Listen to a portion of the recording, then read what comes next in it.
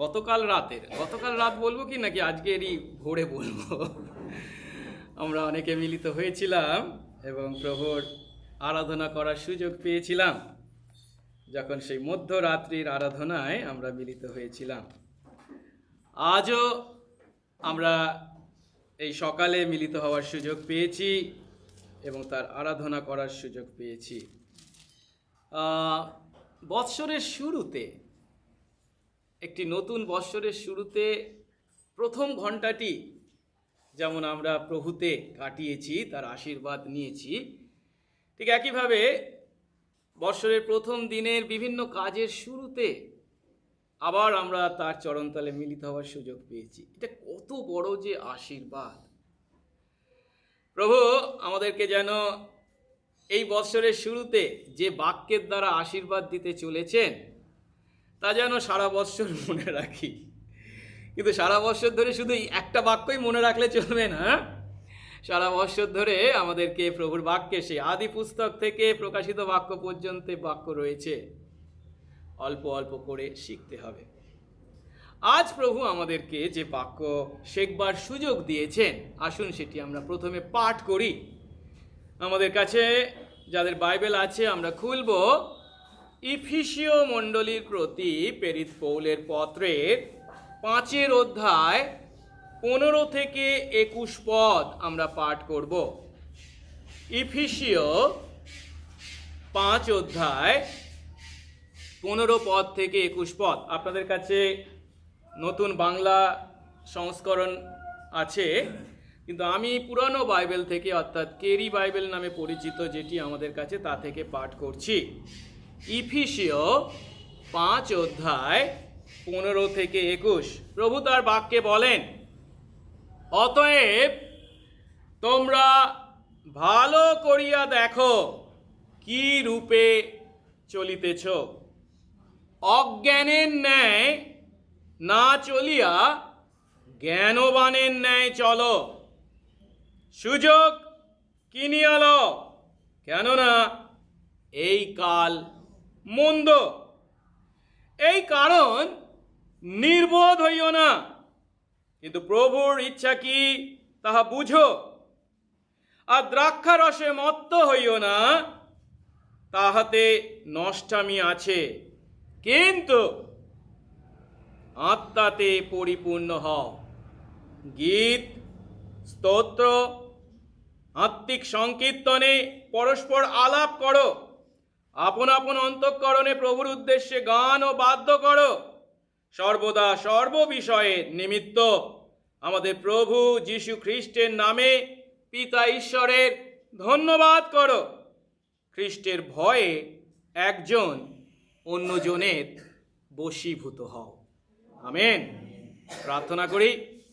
প্রভু, তোমার ধন্যবাদ, তোমার প্রশংসা, তোমার গৌরব করি। প্রভু, সবটাই তোমার অনুগ্রহ। হ্যাঁ প্রভু গো, তোমার অনুগ্রহে এই বৎসর 2022 সালের প্রথম দিনে আমরা তোমার চরণতলে মিলিত হয়েছি প্রভু গো।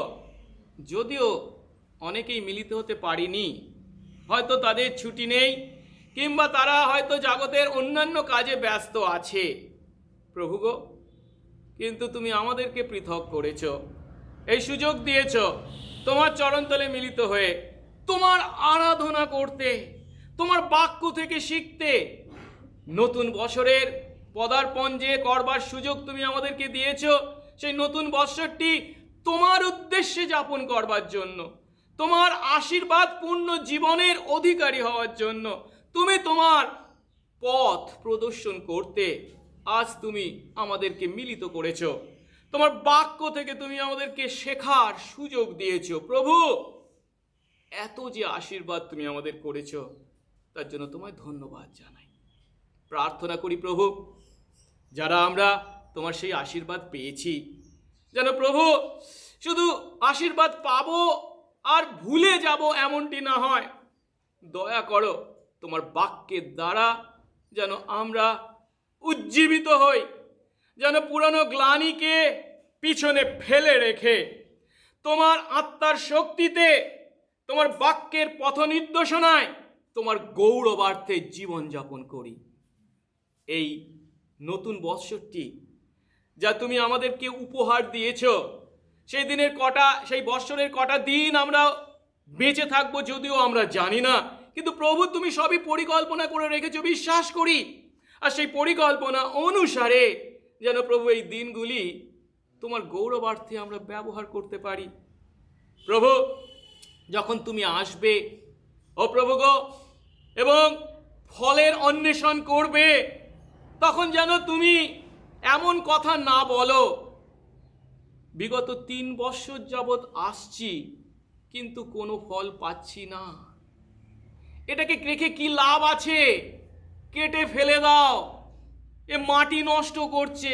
না প্রভু গো, আরেকটি বছর যে তুমি আমাদেরকে সুযোগ দিয়েছ, ও প্রভু গো, সেই কৃষক যেমন সেদিন বলেছিল তুমি আরেকটি বছর সময় দাও, এর গোড়ায় আমি খুঁড়বো, সার দেব, যেন এ ফল ধারণ করে। প্রভু, আমাদেরকে তুমি সুযোগ দিয়েছ, এই বৎসরটি যেন আমরা ফল ধারণকারী ফলপ্রসূ বৎসর হিসাবে আমাদের জীবনে তোমার আশীর্বাদ স্বরূপ হতে পারি। দয়া করো, সঙ্গে সঙ্গে থাকো, যিশু নামে এই প্রার্থনা চাই, আমেন। নতুন বছরে যখন আমরা পদার্পণ করেছি, 2022 সালে আমরা যখন প্রবেশ করেছি, তখন নিশ্চয়ই 2021 সালের কথা আমাদের মনে পড়ছে। আমরা ভুলে যেতে পারি না, কারণ 2021 সালটা পৃথিবীর ইতিহাসে, ভারতবর্ষের ইতিহাসে বেশ বড় বড় অক্ষর করে লেখা থাকবে। আমরা জানি এই বছরে কি ঘটেছিল। হ্যাঁ, সেই কোভিড-19 সেকেন্ড ওয়েভ ভারতবর্ষের উপর থেকে যখন বয়ে গিয়েছিল, কি মারাত্মক পরিস্থিতির সৃষ্টি হয়েছিল। দেখেছি আমরা সেই ছবি টেলিভিশনে। অক্সিজেন সিলিন্ডারের জন্য কাড়াকাড়ি, একটা অক্সিজেন সিলিন্ডার পাওয়ার জন্য কোথায় ছোটাছুটি, মৃতদেহকে সৎকার করার জন্য, পোড়ানোর জন্য মর্গে স্থান নেই, মর্গের ছাদও ভেঙে পড়েছে, রাস্তায় তাদের পোড়ানো হয়েছে। যাদের পোড়াবার ক্ষমতা ছিল না কাঠ জোগাড় করবার, ব্রিজের উপর দিয়ে গঙ্গার জলে ফেলে দিয়েছে, তার সঙ্গে এসেছে আবার বন্যার জল, ভাসিয়ে নিয়ে গেছে। নদীর তীরে যখন সেই মৃতদেহ উপস্থিত হয়েছে, কুকুররা তার শরীর খেয়েছে। একবিংশ শতাব্দীর ঘটনা আমাদের দেশে ঘটেছে, আমরা এদের প্রত্যক্ষদর্শী।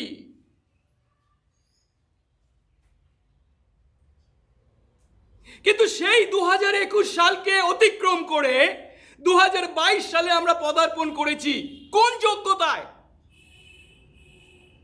না মানে আমরা তাদের মতো পাপী ছিলাম না, অপরাধী ছিলাম না, তাই আমরা বেঁচে গেছি, তাই কি? কেউ কি আমরা আমাদের বুকে হাত রেখে বলতে পারি আমি আমার ক্ষমতায়, যোগ্যতায় এই বৎসর দেখার সুযোগ পেয়েছি? না, সবটাই প্রভুর অনুগ্রহ, তার দয়া। সেই কৃষকের মতো একই কথা, আরেকটি বছর সময় দিন, আমি এর গোড়ায় খুঁড়বো, সার দেব, জল দেব, যেন এ বছর ফল ধরে। আমি গত রাত্রিতে যখন মধ্যরাত্রির উপাসনায় প্রভুর বাক্য আপনাদের কাছে ভাগ করছিলাম, অনেকে ছিলেন না, কিন্তু আমার অন্তর থেকে সেই 2021 সালের যে সমস্ত মানুষদেরকে হারিয়েছি, তাদের মধ্যে কয়েকজনের নাম আমি উল্লেখ না করে থাকতে পারিনি। বিশেষ করে বাংলা খ্রিস্টীয় সাহিত্যের জন্য আমার একটা ভার আছে, আমি উপলব্ধি করি।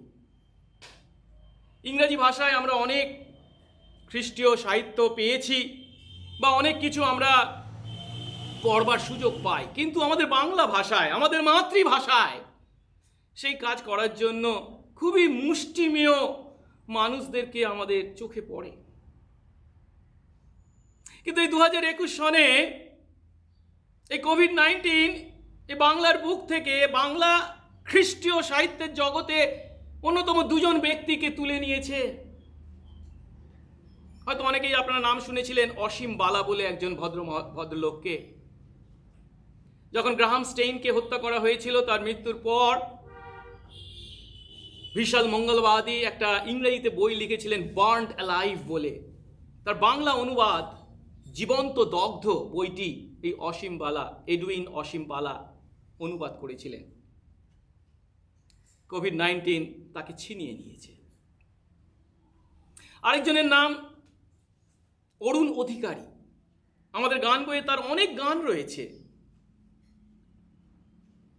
তাকেও কেড়ে নিয়েছে, তার স্ত্রীকেও কেড়ে নিয়েছে। আরেকজনের নাম শচীন দাস, তাকেও হয়তো আপনারা চেনেন।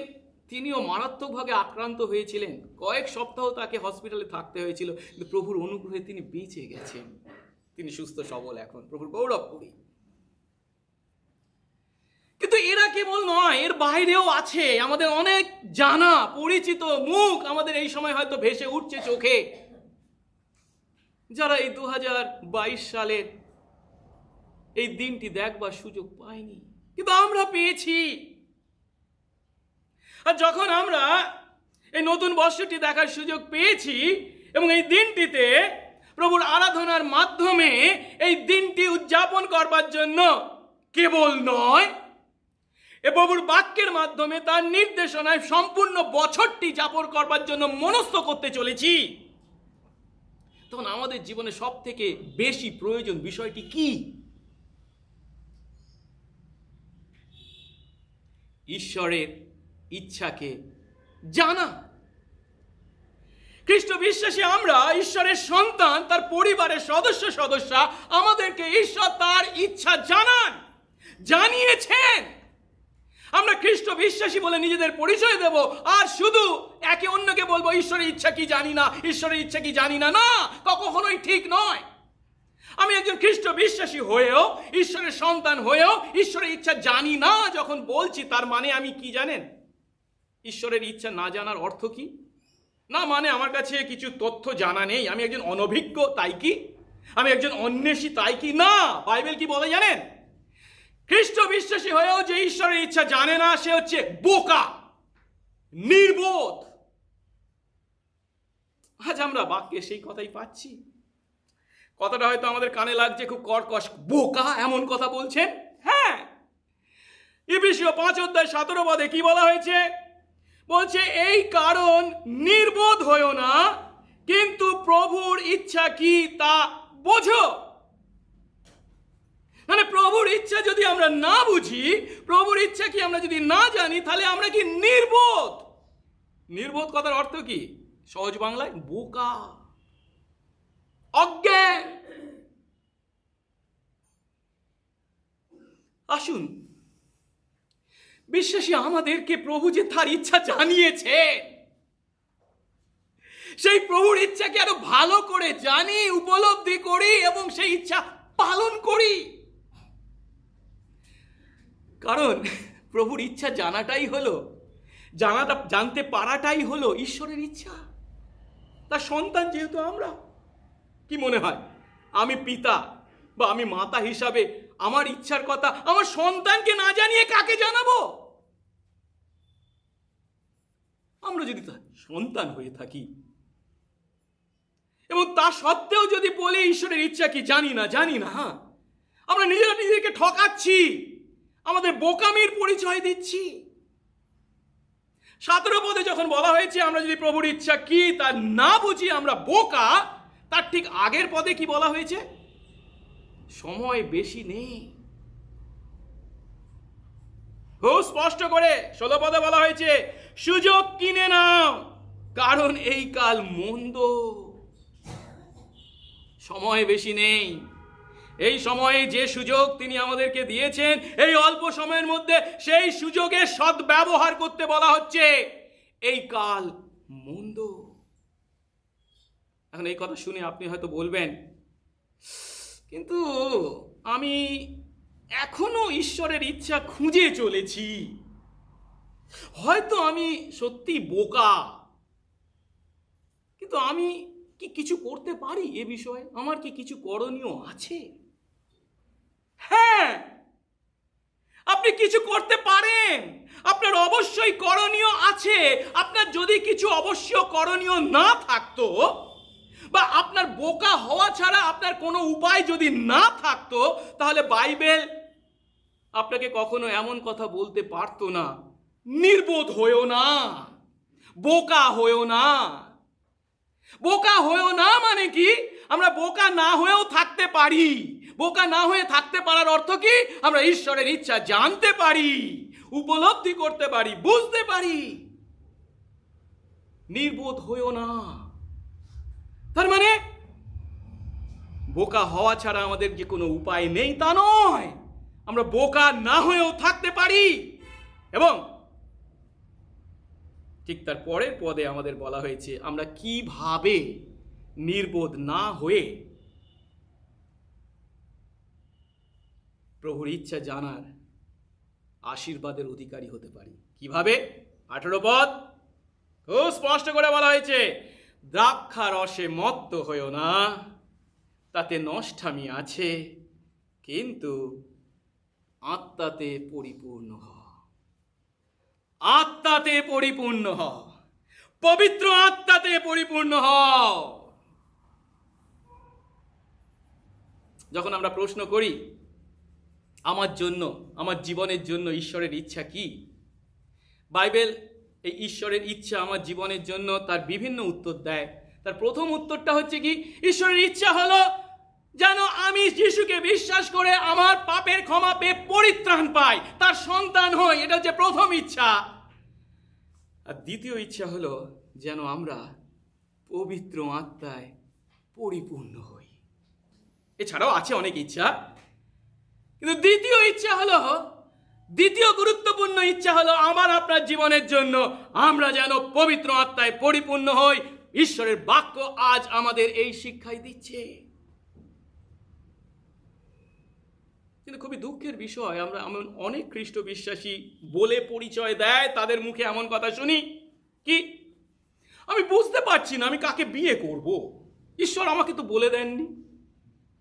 আবার অনেকে বলে আমি কি চাকরি করব, কি ব্যবসা করব, আমি কি আমার বাড়ি অন্য জায়গায় ট্রান্সফার করব, ঈশ্বর কেন এগুলো আমাকে বলে দেন না?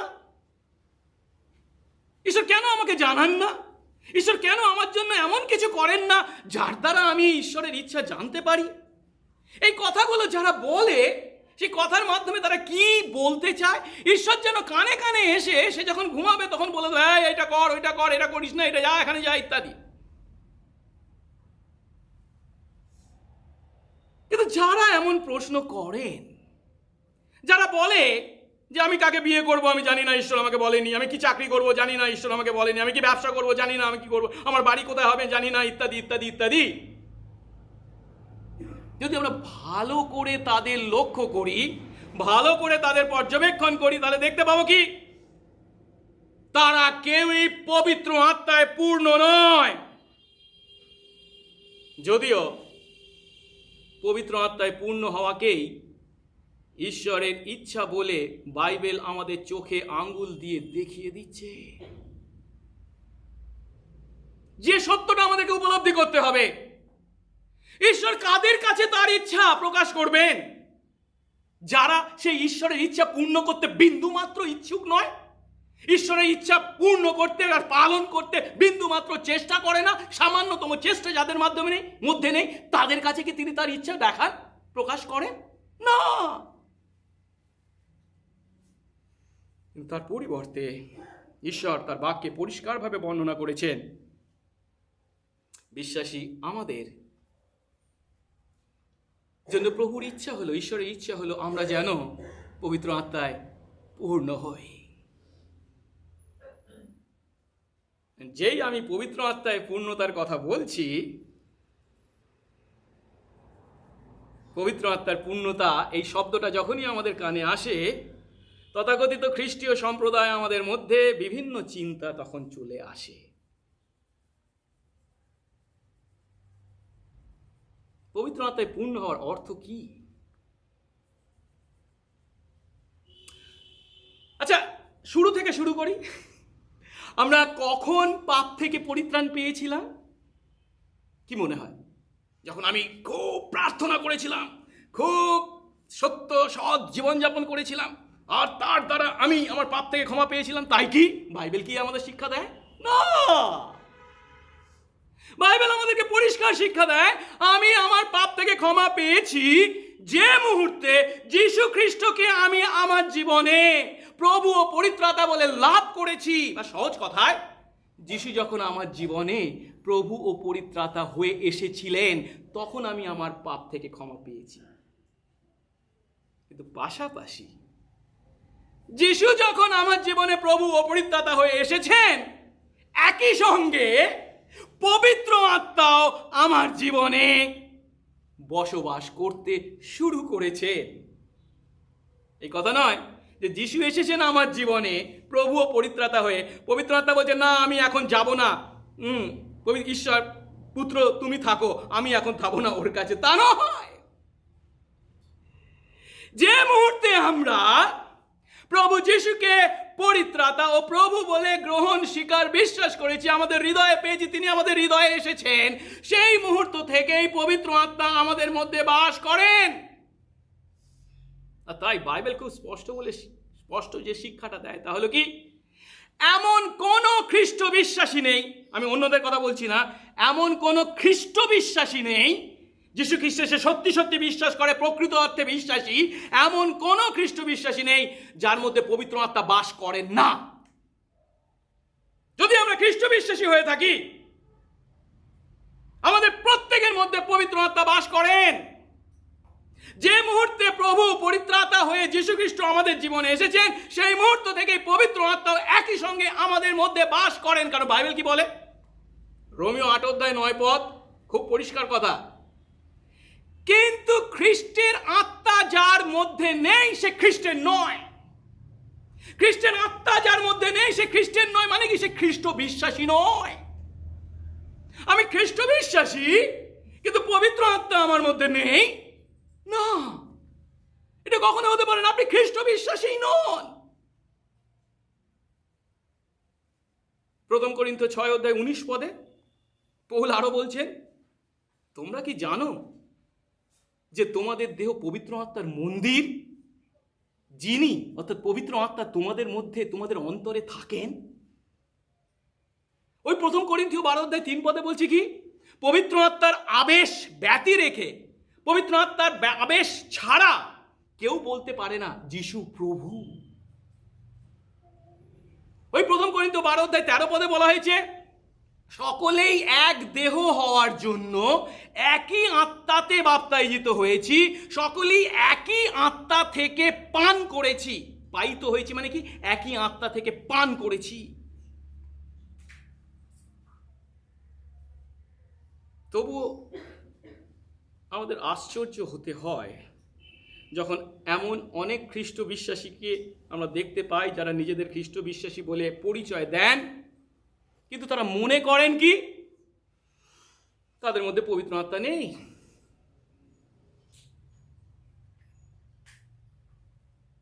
এমন অনেক মণ্ডলীকেও আমরা দেখতে পাই আজ, হয়তো তাদের বাড়বাড়ন্ত আকারও আছে, তারা আন্তরিকতার সঙ্গে কি প্রার্থনা করে, হে ঈশ্বর, তোমার বিশ্বাসী সন্তান আমরা, আমাদের মধ্যে তোমার আত্মাকে প্রেরণ করো। যদিও পবিত্র আত্মা তাদের মধ্যে উপস্থিত আছেন, তাদের প্রত্যেকের মধ্যে আছেন, তারা যদি বিশ্বাসী হয়ে থাকে, পবিত্র আত্মা তাদের মধ্যে বাস করেন। যিনি অলরেডি ইতিমধ্যে তাদের মধ্যে বাস করেন, তাকে তাদের মধ্যে আবার আসবার জন্য তারা আহ্বান করছে।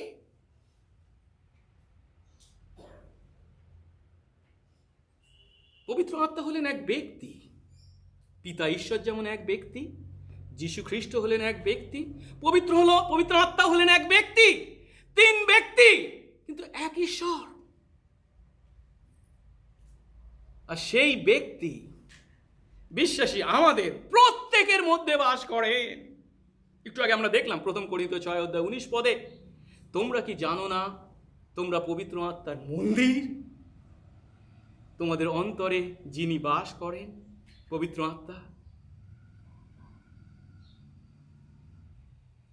এখন যিনি আমাদের অন্তরে অলরেডি বাস করেন, ইতিমধ্যে বাস করেন, যাকে আমরা অলরেডি পেয়ে গেছি, তার জন্য যাচনা করা বোকার কাজ। আমরা যখন অনেক সময় অনেক প্রার্থনা করি, আমাদের প্রার্থনাকে একটু বিশ্লেষণ করার প্রয়োজন আছে। আমি কি প্রার্থনা করছি? অনেক সময় আমরা এমন প্রার্থনা করি, ঈশ্বর তুমি আমাকে আরো ভালোবাসা দাও। খুব ভালো কথা, মনে হয় খুব সুন্দর প্রার্থনা, কিন্তু প্রভুর বাক্যের দৃষ্টিকোণ থেকে প্রার্থনাটা একটু ভালো করে চিন্তা করে দেখি। ঈশ্বর তুমি আমাকে আরো ভালোবাসা দাও, কিন্তু বাইবেল আমাদেরকে কি বলে?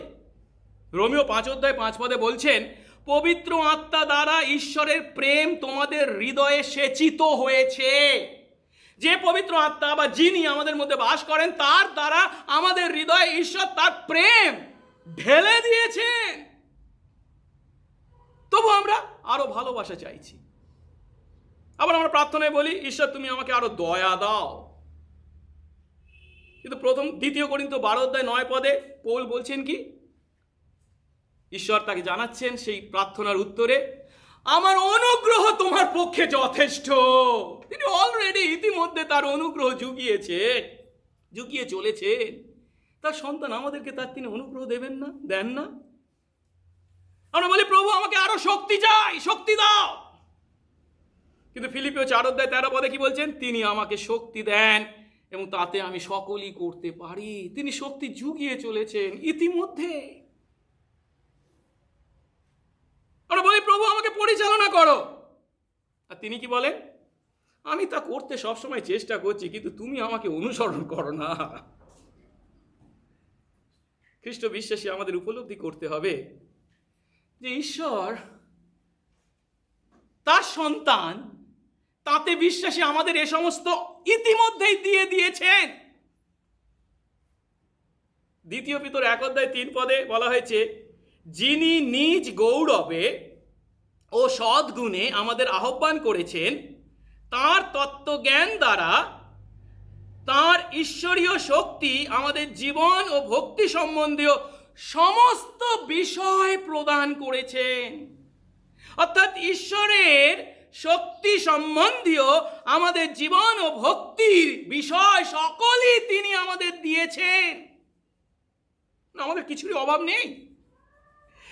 আমরা তার সন্তান হয়েছি, কিন্তু না তোকে একটু দেবো আর বেশি দেবো না, এইটুকু দেবো আর দেবো না, ওটা দেবো না, এমন ঈশ্বর তিনি নন। কলসীয় মণ্ডলীর প্রতি এই কথাই পৌল বলছেন কলসীয় 2:10 বলছে, তোমরা তাতে যীশু খ্রিস্টেতে পূর্ণীকৃত হয়েছো। পূর্ণীকৃত মানে কি? তোমরা পূর্ণ হয়েছো।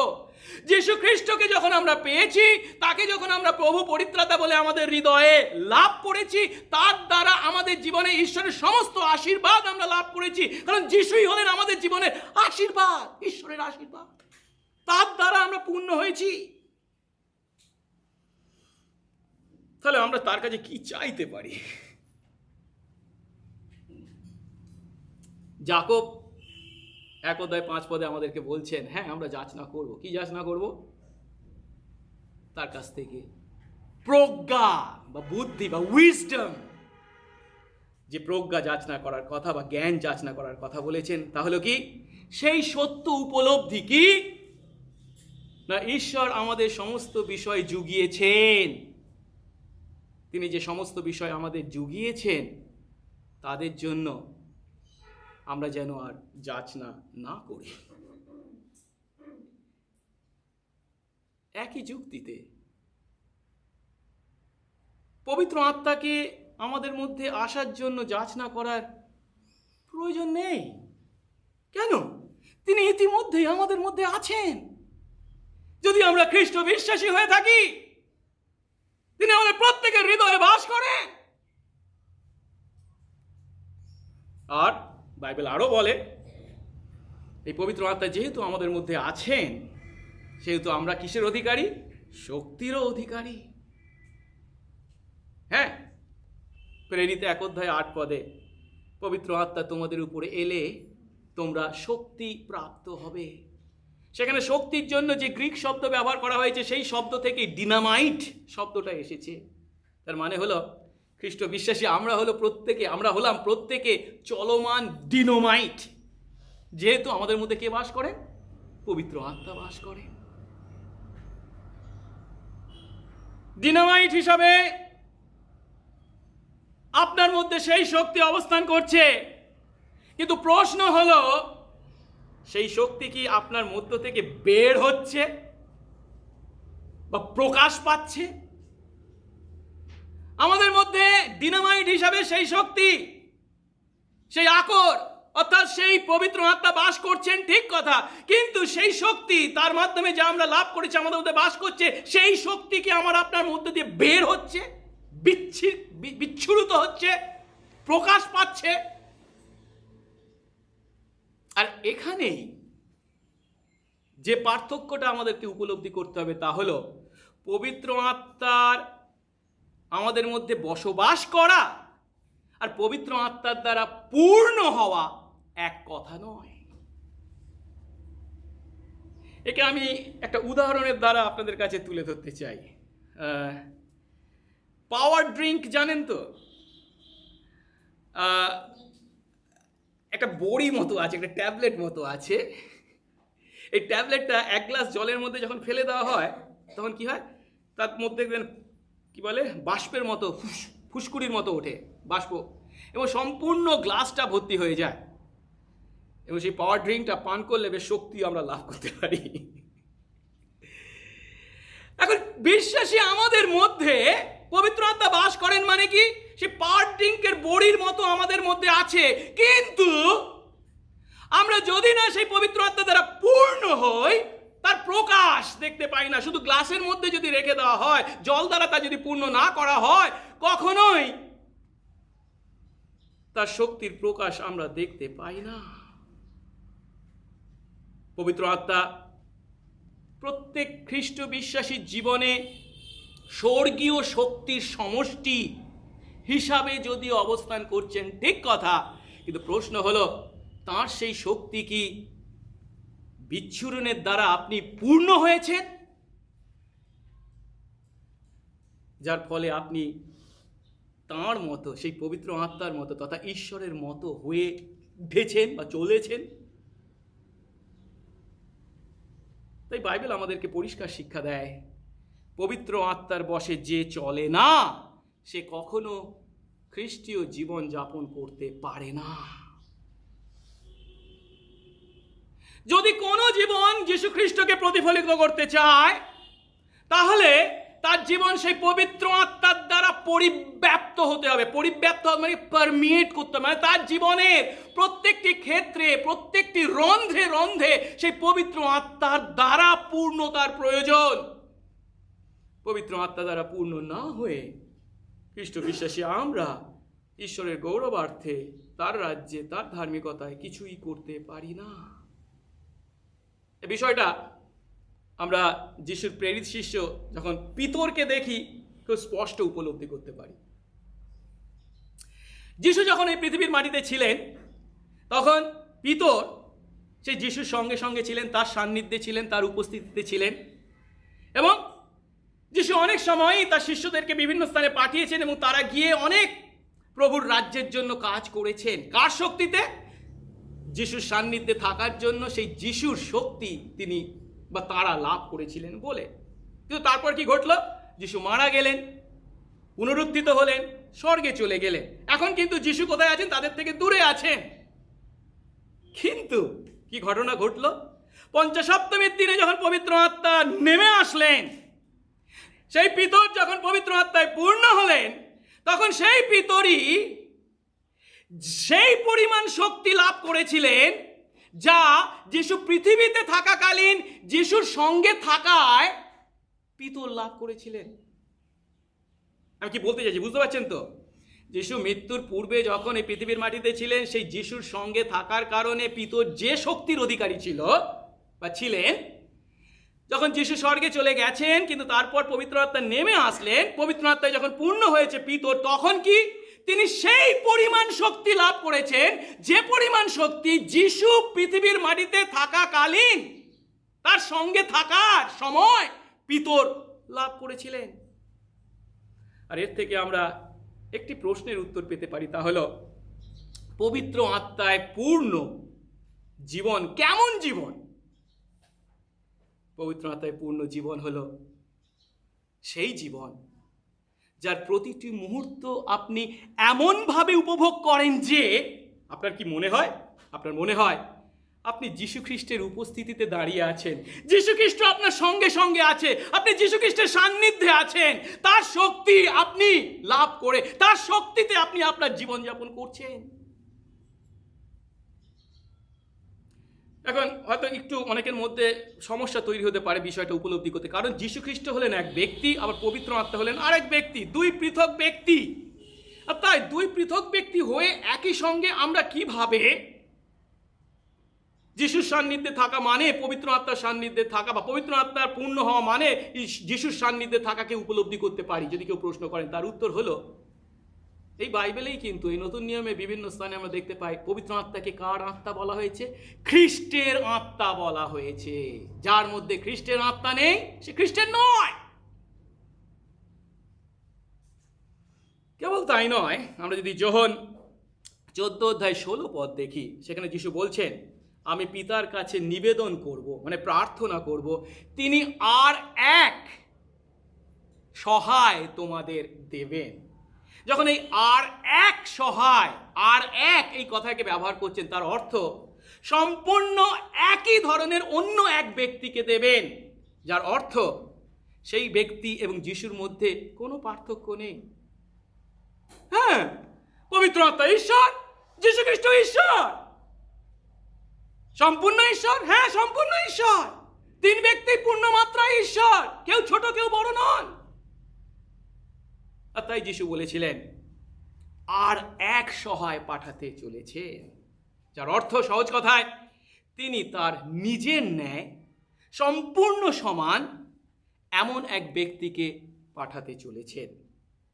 তাই পবিত্র আত্মায় পূর্ণ জীবনযাপন করার অর্থ আমাদের মধ্যে বসবাসকারী খ্রিস্টের সজ্ঞান উপস্থিতিতে আমাদের জীবন যাপন করা। আমি কার উপস্থিতিতে জীবনযাপন করছি? স্বয়ং যীশু খ্রিস্টের উপস্থিতিতে। পবিত্র আত্মায় পূর্ণ হওয়া মানে অন্য কোনো বিষয় নয়। অনেকে আমাদেরকে এ বিষয়ে বিভ্রান্ত করে, আর তাই পৌল এখানে খুব পরিষ্কার ভাবে বলছে যে পবিত্র আত্মায় পূর্ণ হওয়ার বিষয়ে তোমরা বিভ্রান্ত হও না। কি বলছেন? দ্রাক্ষা রসে মত্ত হওয়ার পরিবর্তে পবিত্র আত্মায় পূর্ণ হও। আমরা যেন দ্রাক্ষা রসের দ্বারা প্রভাবিত না হই, কিন্তু কার? পবিত্র আত্মার নিয়ন্ত্রণে চলি। এখানে একটা সুন্দর তুলনা করা হয়েছে দ্রাক্ষা রসে মত্ত হওয়ার সঙ্গে পবিত্র আত্মার পূর্ণতাকে। আমরা জানি নিশ্চয়ই, আমরা নিজেরা দ্রাক্ষারস খাই না। দ্রাক্ষারস মানে এখানে শুধুমাত্র ফ্রুট জুসের কথা নিশ্চয়ই বলা হয়নি, আপনারা সেটা নিশ্চয়ই বোঝেন। এখন সেই মদ খেয়ে মাতলামি যারা করে আমরা তাদেরকে জানি বা চিনি। মদ খেয়ে যখন তারা মাতাল হয় তখন তারা কি করে? তারা যেখানে ইচ্ছা করে সেখানে কি যেতে পারে না। তারা দেখবেন ওই রাস্তার ধারেও গড়াগড়ি খাবে, কোনো অসুবিধা নেই তাদের, তাই তো? এমনকি তাদের মুখ থেকে এমন সমস্ত কথা বেরোবে যা সজ্ঞানে থাকলে কখনো বলবে না, এমন সত্যি সত্যি কথাও তারা বলে ফেলে। শুধু তাই নয়, এই মদের দ্বারা বশীভূত হয়ে, মত্ত হয়ে, মাতাল হয়ে তারা সজ্ঞানে যে সমস্ত কাজ করতে চায় বা করে বা করতে পারে না, তার ঠিক বিপরীত করে। আর পৌল এই মদ খেয়ে মাতাল হওয়ার সঙ্গে তুলনা করছেন কাকে? পবিত্র আত্মায় পূর্ণ হওয়া। এই পবিত্র আত্মায় যখন আমরা পূর্ণ হই, ঠিক একইভাবে আমরা আমাদের ইচ্ছা নয়, আমাদের যুক্তি জ্ঞান বুদ্ধি দিয়ে যে কাজ করা বা না করার কথা আমরা চিন্তা করি, তার বিপরীত কাজ করি। যখন পবিত্র আত্মা আমাদেরকে তার বশে আমাদের পরিচালনা দান করেন, তিনি আমাদেরকে তার ইচ্ছা পূর্ণ করতে বাধ্য করেন।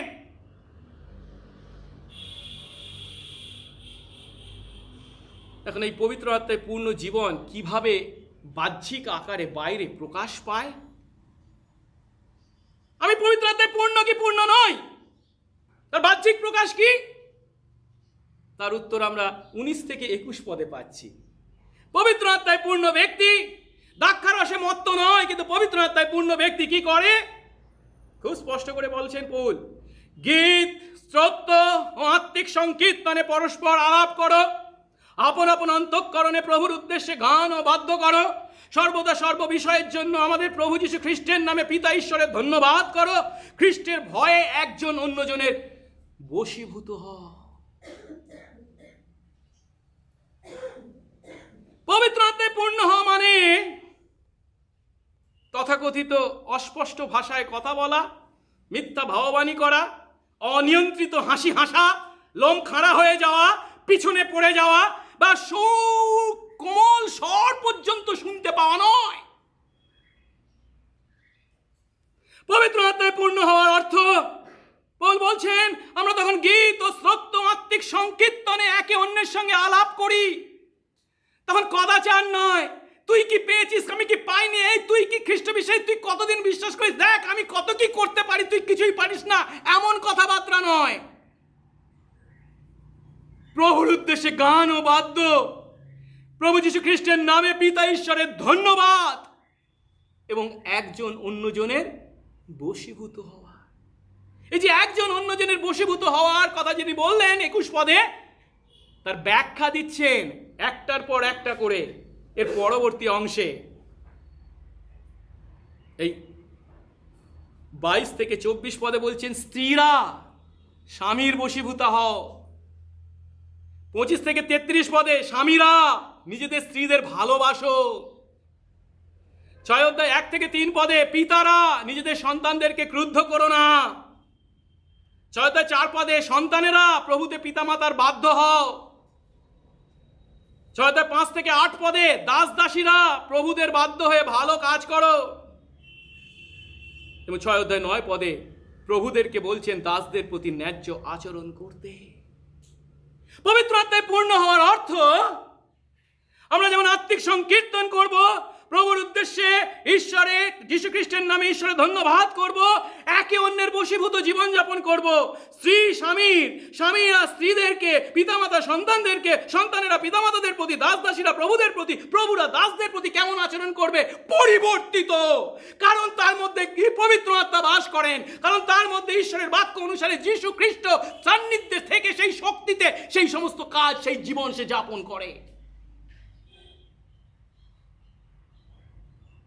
পবিত্র আত্মায় পূর্ণ ব্যক্তি, এগুলি হচ্ছে বাহ্যিক প্রকাশ। না মানে পবিত্র আত্মায় পূর্ণ হয়েছে কিনা তার প্রকাশ কি? অস্পষ্ট ভাষায় কথা বলতে হবে, মিথ্যা ভাববাণী করতে হবে, অনিয়ন্ত্রিত হাসি হাসতে হবে, লোম খাড়া হয়ে উঠবে, পিছনে উল্টে পড়বে, খুব কোমল স্বরও তুমি পর্যন্ত শুনতে পাবে না, তা নয়। যারা বলে মিথ্যা কথা বলে, প্রভুর বাক্যের শিক্ষা নয়। তার পরিবর্তে পবিত্র আত্মায় পূর্ণ হওয়ার অর্থ নিজের পাপকে ঘৃণা করা,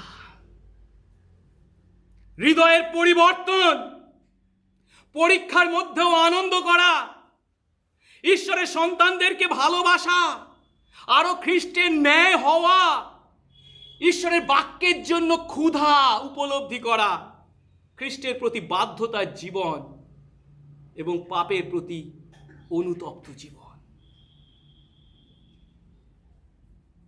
এখন এই ইফিসীয় 5 এবং 6 অধ্যায়ে পবিত্র আত্মায় পূর্ণ হওয়ার বাহ্যিক প্রকাশের যে তালিকা দেওয়া হয়েছে, আমরা সেই একই তালিকা প্রায় অনুরূপ এবং একই ক্রম অনুসারে কলসীয় 3 অধ্যায় 16 থেকে 25 পদে পাই। আমরা একটু খুলি তো কলসীয়, ইফিসীয়, ফিলিপিও, কলসীয়। 3 অধ্যায় 16 পদ থেকে যদি আমরা পাঠ করি, দেখতে পাই সেখানেও এই একই তালিকা দেওয়া হয়েছে। 16 পদে বলা হয়েছে খ্রিস্টের বাক্য প্রচুর রূপে তোমাদের অন্তরে বাস করুক। তারপরে কি বলা হচ্ছে? তার ফলস্বরূপ কি হবে না, তোমরা বিজ্ঞতায় গীত, স্তোত্র, আত্মিক সংকীর্তন দ্বারা পরস্পরকে শিক্ষা দাও। একটু আগে আমরা যেটা দেখেছিলাম 16 থেকে, ইফিসীয় 5 অধ্যায় 16 থেকে কি বলে 19 থেকে 21 পদে সেই গীত, স্তোত্র এবং আত্মিক সংকীর্তনের কথা, তার কথা বলা হয়েছে 16 পদের শেষ অংশে। তো তারপরে 18 পদে বলা হচ্ছে কি, নারীগণ আপন আপন স্বামীর বশীভূত হও যেমন প্রভূতি উপযুক্ত।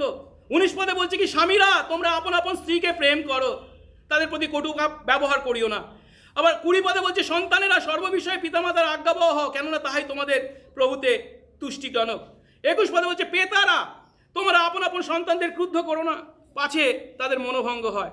22 পদে দাসদেরকে বলা হচ্ছে। একইভাবে দেখতে পাচ্ছি একই ক্রম অনুসরণ করে সেই প্রভুদেরও জীবনযাত্রার কথা বলেছে 4 অধ্যায় 1 পদে। তোমরা প্রভুরা দাসদের প্রতি ন্যায় ও সাম্য ব্যবহার করো, জানিও তোমাদের এক প্রভু স্বর্গে আছে। এখন এই দুটো অধ্যায়কে যদি আমরা পাশাপাশি রাখি, ইফিসীয় 5 অধ্যায় এবং 6 অধ্যায়কে, এবং কলসীয় 3 এবং 4 অধ্যায় 1 পদ পর্যন্ত যদি এক পাশাপাশি রাখি, কি দেখতে পাই? ইফিসীয় পত্রে যখন পৌল বলছেন পবিত্র আত্মা দ্বারা যারা পূর্ণ, তাদের বাহ্যিক প্রকাশ হচ্ছে এই তালিকা। আর কলসীয় 3-4 অধ্যায় কি বলছেন? 3 অধ্যায় 16 পদে কি বলেছে? খ্রিস্টের বাক্য প্রচুর রূপে তোমাদের অন্তরে বাস করুক। আর সেই খ্রিস্টের বাক্য যদি তোমাদের মধ্যে প্রচুর রূপে বাস করে, তাহলে তোমাদের এই হবে জীবন। অর্থাৎ পবিত্র আত্মায় পূর্ণ জীবন, তার বাহ্যিক যা প্রকাশ তা হচ্ছে ইকুয়াল টু, সমান কার? যাদের মধ্যে প্রভুর বাক্য, খ্রিস্টের বাক্য প্রচুর রূপে বা অন্তরে প্রচুর রূপে বাস করে।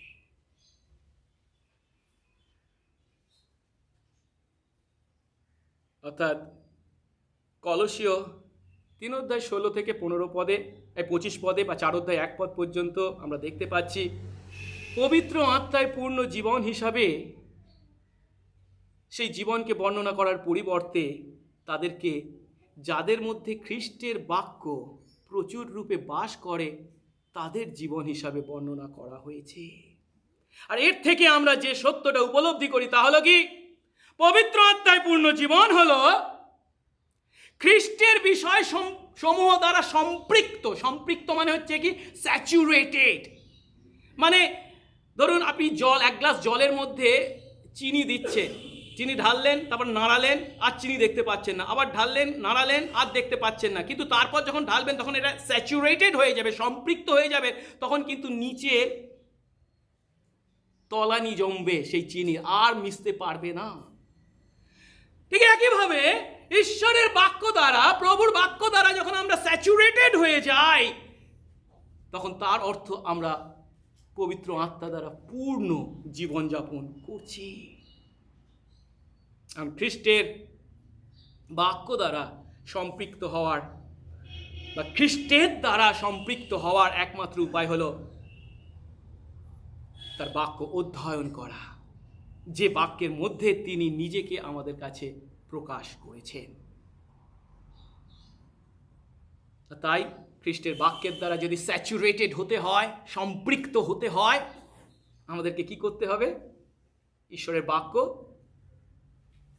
অধ্যয়ন করতে হবে, পাঠ করব, ধ্যান করব, অধ্যয়ন করব, মুখস্থ করব এবং পালন করব। 5টা বিষয় মনে রাখবো: ঈশ্বরের বাক্য পাঠ করব, ধ্যান করব, অধ্যয়ন করব, মুখস্থ করব, পালন করব। আমরা যত বেশি ঈশ্বরের বাক্য অধ্যয়ন করি, তত বেশি আমাদের হৃদয় ও জীবন তার বাক্যের দ্বারা সম্পৃক্ত হয়, স্যাচুরেটেড হয়। তাই ঈশ্বরের বাক্য অধ্যয়নকে আমাদের জীবনে প্রথম ও মুখ্য স্থান দিতে হবে। অন্যান্য সমস্ত গৌণ বিষয়কে পরিকল্পনাপূর্বক আমাদেরকে দূরে সরিয়ে রাখতে হবে, যেন প্রতিদিন ঈশ্বরের বাক্য অধ্যয়ন কোনোভাবে আমাদের জীবনে ক্ষতিগ্রস্ত না হয়। আর এর ফলস্বরূপ আমরা ঈশ্বরের বাক্য যত বেশি অধ্যয়ন করব, আমাদের হৃদয়ে তত বেশি তার বাক্যের দ্বারা সেই হৃদয় সম্পৃক্ত হবে, স্যাচুরেটেড হবে। আর তখন খ্রিস্টের বিষয় চিন্তা করতে আমাদের কোনো সমস্যা হবে না। তার বিষয় চিন্তাকে আমরা থামাতে পারবো না। ঈশ্বরের ইচ্ছা কি জানবার জন্য ওর কাছে ছুটবার প্রয়োজন হবে না। প্রভু তার বাক্যের মাধ্যমেই, সেই বাক্য দ্বারা পূর্ণতা মানে কি পবিত্র আত্মা দ্বারা পূর্ণতা, সেই বাক্যের দ্বারাই তিনি তার ইচ্ছা আমাদের কাছে তুলে ধরবেন। কারণ তার ইচ্ছা হলো আমরা যেন প্রত্যেকে খ্রিস্ট বিশ্বাসী পবিত্র আত্মায় পূর্ণ হই। পবিত্র আত্মায় পূর্ণ জীবনযাপন করার অর্থ খ্রিস্ট সচেতন জীবনযাপন করা। এছাড়া আর অন্য কোনো সহজ উপায় নেই। পবিত্র আত্মায় পূর্ণ হওয়ার জন্য ওর কাছ থেকে গিয়ে প্রার্থনা পেতে হবে।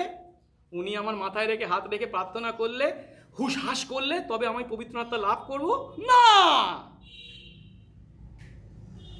পবিত্র আত্মায় পূর্ণ জীবনযাপন করার একমাত্র উপায় যেন আমরা সেই খ্রিস্ট সচেতন জীবনযাপন করি।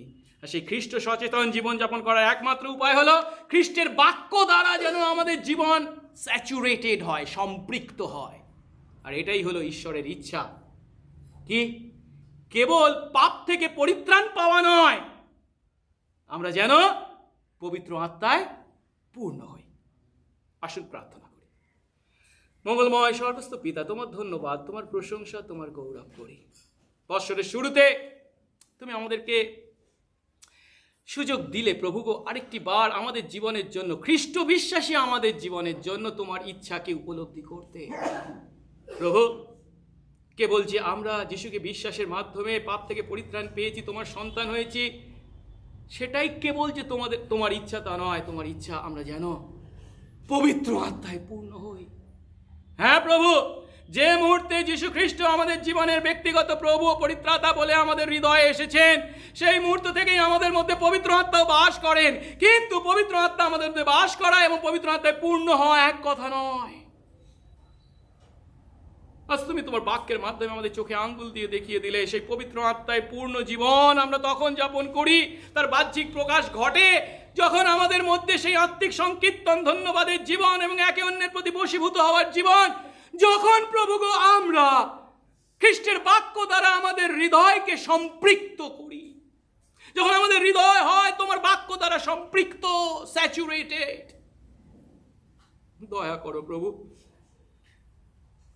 আমরা বড় বড় কথা বলবো আর তোমার বাক্যের জানবো না, তা যেন না হয়। তোমার বাক্যকে যেন সঠিক অর্থে আমরা জানি, শিখি, উপলব্ধি করি।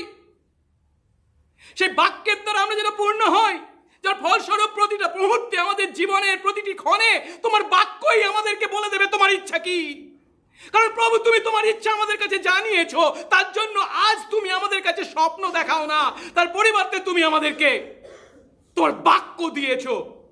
এবং সেই বাক্য, সেই অনন্ত বাক্য যীশু খ্রিস্ট স্বয়ং আমাদের মধ্যে মাংসে মূর্তিমান হয়ে আবির্ভূত হয়েছেন।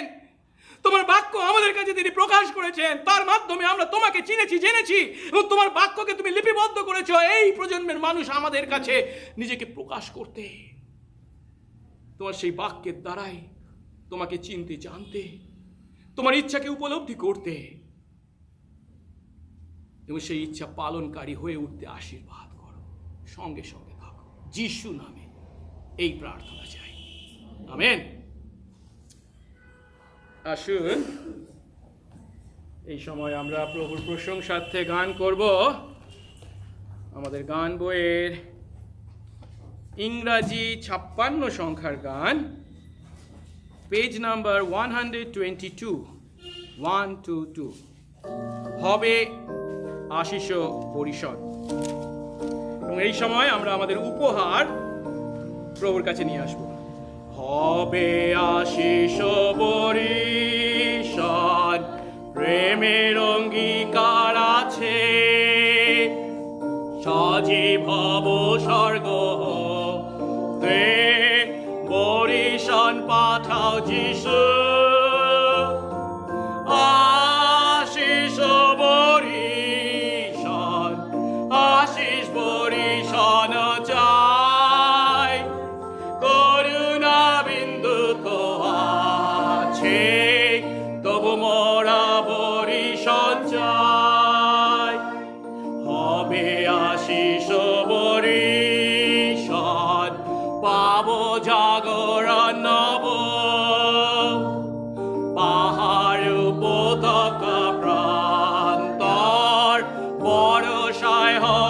ভরপুর আশিস বরিশন, আশিস বরিশন চাই।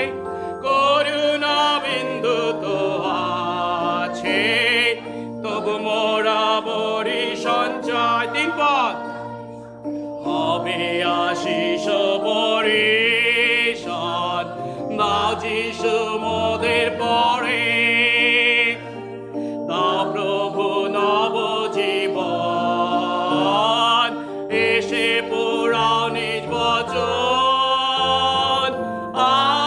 আশিস বরিশন, আশিস বরিশন চাই।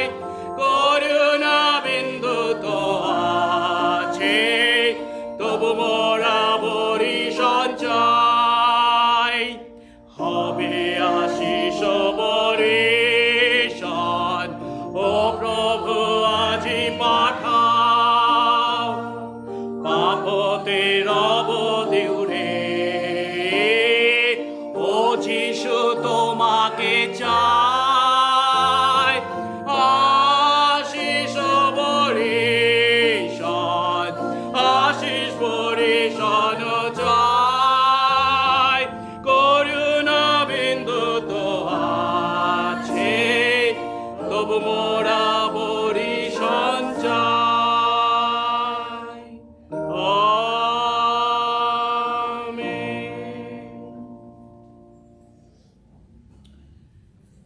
মঙ্গলময় স্বর্গস্থ পিতা, তোমার ধন্যবাদ করি তোমার অপার অনুগ্রহে যখন আমরা এই নতুন বৎসর দেখার সুযোগ পেয়েছি। প্রভু, আমাদের হৃদয়, আমাদের অন্তর তোমার প্রতি কৃতজ্ঞতায়, ভক্তি, ভালোবাসায় পূর্ণ। প্রভু গো, আমাদের নিজেদের কোনো যোগ্যতায় নয়, সবটাই তোমার অনুগ্রহে এই বৎসর দেখার সুযোগ তুমি আমাদেরকে দিয়েছ। এবং বিশ্বাস করি প্রভু, এই বৎসরটিও তুমি আমাদেরকে তোমার অনুগ্রহেই তোমার গৌরবার্থে যাপন করতে আশীর্বাদ করতে চলেছ। তোমার সেই সমস্ত আশীর্বাদকে স্মরণ করে প্রভু গো, আমরা তোমার কাছে কি আনতে পারি? আছে আমাদের কি নিজেদের? প্রভু, যা কিছু আছে সবই তো তুমিই দিয়েছ, তুমি তো তার মালিক। কিছু কালের জন্য তুমি তা আমাদের কাছে গচ্ছিত রেখেছ এবং তা মালিকের ইচ্ছা অনুসারে আমাদের ব্যবহার করার দায়িত্ব দিয়েছ। তোমার ইচ্ছা পূর্ণকারী। তাই তো প্রভু এনেছি আমাদের দশমাংশের দান, ধন্যবাদের দান তোমার কাছে। প্রভু, আরো আনা উচিত ছিল, পারিনি, ক্ষমা করো, বিশ্বাস দাও যেন হাত খুলতে পারি, যেন এই বৎসরটি তোমার সমস্ত আশীর্বাদকে স্মরণ করে তার যে দাতা তুমি তা স্বীকার করতে পারি। সঙ্গে সঙ্গে থাকো, তুমি উচ্চীকৃত গৌরবান্বিত হও, যিশু নামে এই প্রার্থনা চাই। এক্ষণে আমাদের একমাত্র ত্রাণকর্তা প্রভু যীশু খ্রিস্টের অপার অনুগ্রহ, পিতা ঈশ্বরের অসীম প্রেম, পবিত্র আত্মার শান্তি, সহভাগিতা ও আনন্দ, অনুগ্রহ সহভাগিতা মণ্ডলী সমস্ত বিশ্বাসী এবং তাদের পরিবারের উপর, তাদের সমস্ত পরিচর্যার উপর এবং আমাদের চারপাশে যত তোমার মনোনীত আত্মা আছে তাদের প্রত্যেকের উপর এখন থেকে অনন্তকাল পর্যন্ত বিরাজিত হোক। আমেন।